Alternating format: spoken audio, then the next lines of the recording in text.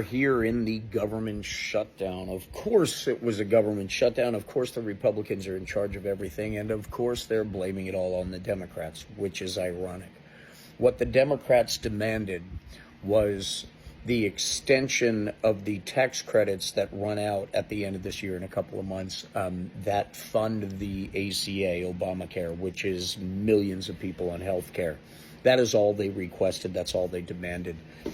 The Republicans, of course, weren't going to go for it no matter what because, A, they want the government shut down for a couple of different reasons. The main reason being the 218th congressional vote was not sworn in for not only the forcing the release of the files, but in general in votes. It's really a big help for Democrats.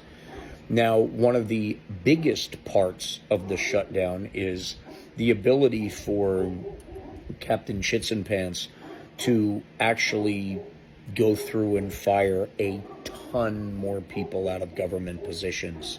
This is the excuse. This is an excuse.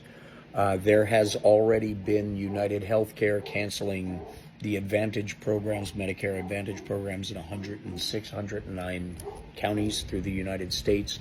Other medical services have started making the cuts and canceling Advantage programs and other Medicare programs. The cost of prescription drugs has been going up already. This is what the Republicans want. This is what they're doing on purpose. The narrative that it's blamed on the Democrats, like everything else in the world, only takes a little bit of intelligent research to recognize how full of shit they are, as usual.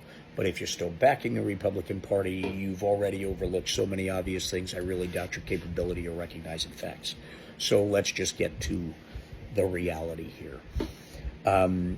This is something that they actually wanted for their own reasons. They wanted this to be able to do whatever they want to do behind the scenes.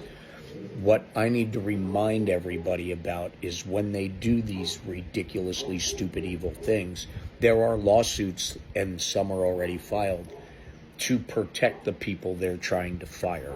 If we remember historically, those people are usually rehired, but it still causes damage.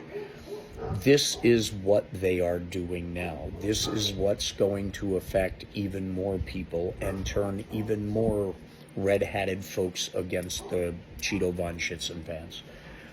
This is more fodder for the fire of what he's doing wrong that no one can argue with. That's a blessing in a lot of ways. It's going to force the people who used to support him, who are barely hanging on, still supporting him, to take the step away.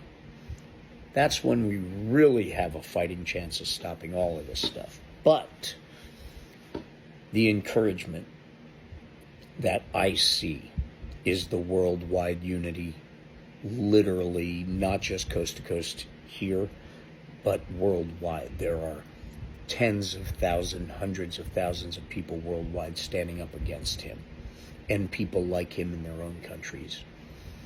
That's a good thing, because America does have the capability to take this back and to get the Republicans out of office and the people who are pushing all this stuff, to get more people who care about the American citizens rather than just political rehires. I think all of this pain will shift the focus of those who need it the most. It will also enforce those who saw this coming in their strength and their determination to make it different next time around, to make sure this can never happen again. That is where I'm getting my hopium from, and that is where I believe the United States and the resiliency of the United States will pull us through. But none of it can happen without the united part. And that's both sides of the aisle.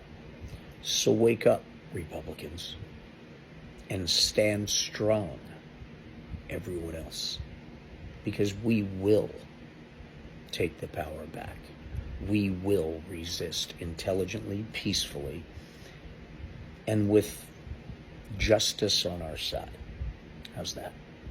So stay diligent, stay educated, be kind, because we are all in this together.